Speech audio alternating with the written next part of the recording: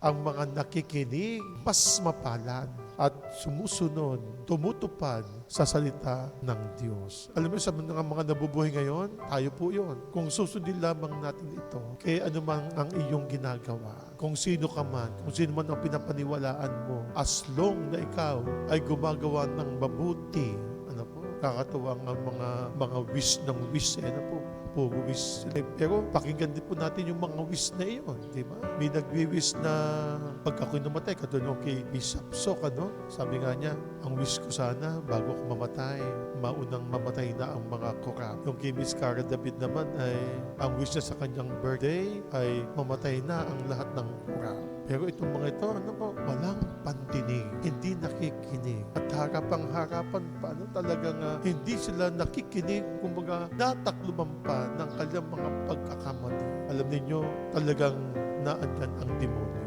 nakapalibot. Maganda sa harap, napakabuti ang kanilang ginagawa. Pero sa likod nito ay kabulukan, puro kasamaan. Dagdagan pa natin ang ating pagdarasal at ungkatin natin ang ating kasunduan sa ating Panginoong Diyos. Gawin po natin tayo ang mapalad at din natin ang pagiging mapalad natin na tayo ay nakikinig at tumutupad sa salita ng Diyos.